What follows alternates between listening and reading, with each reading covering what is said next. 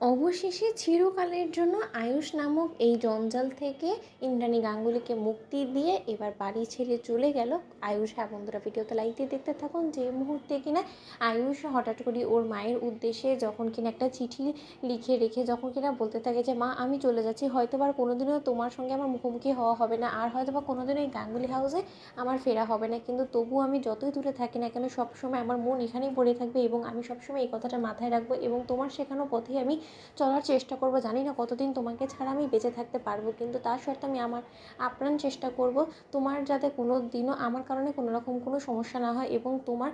কাছে আমাকে যদি কোনোভাবেই যাতে দ্বারস্থ হতে না হয়। অন্যদিকে কথা বলে যখন কিনা আয়ুষ ব্যাগ ট্যাগ প্যাক করে গাঙ্গুলি হাউসে কাউকে কোনো কিছু না জানিয়ে বাড়ি থেকে বেরিয়ে যায়, ঠিক তার পর মুহূর্তেই যখন কিনা দেবলীনা এই গোটা দৃশ্যটা দেখে মীনাক্ষীকে বলতে থাকে যে আয়ুষ নামক এই আপুটা অবশেষে বিদায় হয়েছে আমাদের সকলের জীবন থেকে এবং ইন্দ্রাণী আন্টি কাল সকালে জানবে ততক্ষণে আয়ুষ অনেকটা দূরে চলে যাবে এবং আয়ুষ যাতে কোনোদিনও ফিরতে না পারে, এবার সেই দিকটা আমাকে সামলাতে হবে, কারণ অনেক কষ্ট করে আয়ুষ নামক এই জঞ্জালটাকে আমি বিদায় করেছি বাড়ি থেকে। আর কোনোদিনও আয়ুষকে আমি ফিরতে দেবো না, কারণ এই গোটা গাঙ্গুলি গ্রুপ অফ কোম্পানিজ থেকে শুরু করে এই বাড়ি সম্পূর্ণরূপে সবটার উপরে রাজত্ব চলবে শুধুমাত্র এই দেবলীনা, কারণ এতেই দেবলীনার সার্থকতা, কারণ দেবলীনা অনেক পরিশ্রম করেছে এই জায়গাটা অর্জন করার জন্য এবং অবশেষে যখন একবার আমি এই জায়গাটা অর্জন করতে পেরেছি তাহলে এত সহজে তো আমি এই জায়গাটা ছেড়ে যাব না। অন্যদিকে যখন কিনা সকাল হওয়া মাত্রই ঈশান যখন বলতে থাকে যে বাবা তুমি ভাইদাকে দেখেছো বলো তো, সকাল থেকে আমি ভাইদার রুমেও গিয়ে ভাইদাকে খোঁজাখুঁজি করলাম, তা সত্ত্বেও ভাইদার কোথাও খোঁজ মিলছে না, ভাইদা গেল তো গেল কোথাও, ও তো মর্নিং ওয়াকে গেলে 7টার মধ্যে চলে আসে, কিন্তু এখন তো 9টা বেজে গেছে, এখনও পর্যন্ত এলো না, কারণ সেটাই বুঝতে পারছি না। অন্যদিকে যখন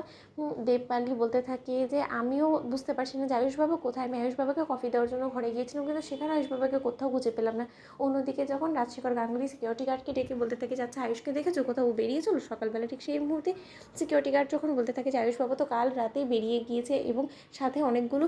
ব্যাগ ছিল এবং আয়ুষ বাবা আমাকে বলে গিয়েছে যে আমি যাতে কুসুমকে বলে দিই যে এই পরিবারের সকলের যাতে ওর পেছন দিক থেকে খেয়াল রাখে। অন্যদিকে কথা শোনা মাত্রই রাজশেখর গাঙ্গুলি বলতে থাকছে তার মানে আয়ুষ বাড়ি ছেড়ে চলে গিয়েছে। অন্যদিকে যখন সিকিউরিটি গার্ডে রাজশেখর গাঙ্গুলির হাতে একটা লেটার দিয়ে বলতে থাকে যে এটা আয়ুষ বাবা যাওয়ার আগে আমাকে দিয়ে গিয়েছে এবং আমাকে বলেছে আমি যাতে আপনাদেরকে সকালে ব্রেকফাস্ট টাইমে আমি দিয়ে দিই, ঠিক সেই মুহূর্তে আয়ুষে লিখে রাখা সেই লেটারটা পড়া মাত্রই রাজশেখর গাঙ্গুলি বলতে থাকে যে ইন্দ্রাণী আমাদের ছেলে আমাদের উপর অভিমান করে চিরকালের জন্য তোমার জীবন থেকে দূর হয়ে গিয়েছে, ও নিজেকে আমাদের সকলের কাছ থেকে দূরে সরিয়ে ফেলেছে এবং ও বাড়ি ছেড়ে চলে গিয়েছে। ইন্দ্রাণী তুমি বুঝতে পারছো? ঠিক সেই মুহূর্তে ইন্দ্রাণী যখন বলতে থাকে যে না এটা কোনো মতেই হতে পারে না, আয়ুষ আমার উপরে যতই অভিমান করুক না কেন কিন্তু আমার উপরে ওঠা রাগ ও কোনো মতে সকলের উপর যে দিতে পারে না এবং বাড়ি ছেড়ে চলে যেতে পারে না, এতটুকু আমার দীর্ঘ বিশ্বাস আছে। তো বন্ধুরা লাইক এবং শেয়ার করে সাবস্ক্রাইব করো।